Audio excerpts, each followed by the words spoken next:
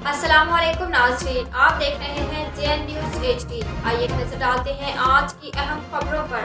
न जमीन फटी न आसमान, एक मौलवी ने शैतान का रूप धार लिया। शहरियों की इज्जतें गैर महफूज। बहावलपुर का वहशी आशिक कारी खुर्शीद दोस्तों के हमरा एक गूंगी बहन से इज्तमाई ज्यादती करता रहा। दूसरी 15 साल छोटी बहन को सब्ज बाग दिखाकर उड़ा ले गया। बहावलपुर जाफरी टाउन और गर्दनवाह में जनाकारी के वहशियाना कारनामे करने वाला कारी खुर्शीद और साथ ही मदरसों और घरों में बच्चियों को तालीम देने की आड़ में जनाकारी करते हैं। अहले इलाका में खौफ व हरास फैल गया। मुलजमान के बासर होने की वजह से और सियासी पुष्टपनाही की वजह से पुलिस कार्रवाई से इनकारी। कारी खुर्शीद ने गूंगी बहन को दोबारा अगवा करने की कोशिश की। अहले इलाका ने जान बख्शी करवाई, जिसकी कार्रवाई के लिए थाना सदर बहावलपुर में दरख्वास्त दे दी गई। नसीम बीबी का इन जनाकारों के खिलाफ कार्रवाई का मुतालबा। मजीद क्या सूरत हाल है, जानते हैं बहावलपुर से हमारे नुमाइंदे की इस रिपोर्ट में।